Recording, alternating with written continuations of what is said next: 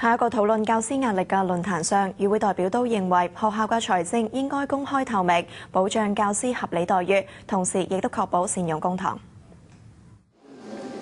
教師有壓力未解決，有論壇關注本澳教師壓力問題。事實上，本澳90%以上嘅教師都係嚟自私校，薪酬待遇相當參差。賭權開放多咗唔少雙職工家庭，培育青少年嘅道德令到教師壓力大增，同學生家長嘅聯繫亦都較以往困難。有前線教師甚至質疑傳統教育團體唔能夠再有效充當政府同教師嘅溝通橋梁。中華教育會就回應話，佢哋有團體同個人會員3000名，但仍然唔能夠代表所有教師嘅意見。但就強調會繼續收集前線教師嘅意見，同埋促請學校財政透明化。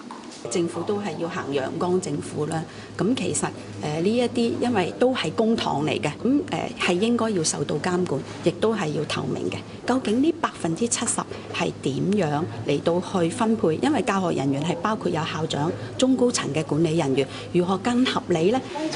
何兆金認為，當局應該重視教師專業生涯發展同退休保障，又重申對於教師專業發展津貼，學校建議1至6級嘅差距以1.3倍為起步點，係基於有學校擔心一時間未必有足夠嘅資金實行，因此定下3年嘅過渡期，逐步達至1.8倍嘅最終目標。有身為學校管理層嘅與會代表，亦都覺得實行學校財政透明化都唔會影響資金調動嘅靈活性。如果真係從法規咧去定的話咧，咁其實好多時候都唔係話完全真係完全冇彈性，可能通常嚟講，因為以往都會有一個叫做最低嘅比例或者係一個範圍，即係你唔能夠少於幾多 percent 或者係多於幾多個 percent。